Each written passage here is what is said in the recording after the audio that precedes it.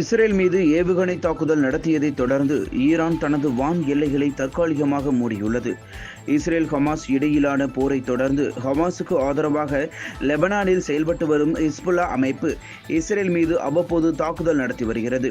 இஸ்ரேலும் லெபனானில் ஹிஸ்புல்லா நிலைகளை குறிவைத்து பதிலடி தாக்குதல் நடத்தி வருகிறது.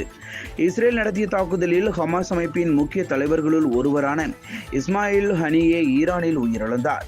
ஈரானின் ஆதரவு பெற்ற இந்த ஹமாஸ் ஹிஸ்புல்லா அமைப்புகளின் முக்கிய தலைவர்கள் கொல்லப்பட்டதற்கு பதிலடியாக இஸ்ரேல் மீது தாக்குதல் நடத்தப்படும் என ஈரான் எச்சரிக்கை விடுத்து வந்தது. இந்த சூழலில் ஹிஸ்புல்லாக்களை குறிவைத்து லெபனானில் இஸ்ரேல் ராணுவம் தரைவழி தாக்குதலை திங்கட்கிழமை தொடங்கியது. இதனிடையே இஸ்ரேலின் தரைவழி தாக்குதலை எதிர்கொள்ள தயார் என்று ஹிஸ்புல்லா அமைப்பின் துணைத் தலைவர் நயீம் காசிம் கூறியிருந்தார். இந்நிலையில் செவ்வாய்க்கிழமை இஸ்ரேல் மீது 400க்கும் மேற்பட்ட ஏவுகணைகளை வீசி ஈரான் தாக்குதலை தொடங்கியது. ஈரானின் ஏவுகணைகளை நடுவானில் சுட்டு வீழ்த்தியதாக இஸ்ரேல் வான் பாதுகாப்பு அமைப்பு தெரிவித்தது. இஸ்ரேல் மீது ஏவுகணை தாக்குதலை தொடங்கியுள்ளதாக ஈரான் செவ்வாய்க்கிழமை தெரிவித்த நிலையில் அது குறித்து முன்னரே அமெரிக்காவும் எச்சரித்து இருந்தது.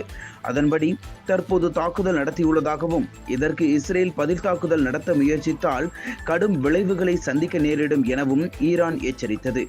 ஈரானின் ஏவுகணை தாக்குதலை தொடர்ந்து வான் எல்லைகள் மூடப்பட்டதாக இஸ்ரேல் விமான நிலைய ஆணையம் அறிவித்ததை அடுத்து இஸ்ரேலுக்கு வரும் விமானங்கள் வேறு பகுதிகளுக்கு திருப்பிவிடப்பட்டன. ஈரான் தாக்குதலுக்கு நிச்சயம் பதிலடி கொடுப்போம்.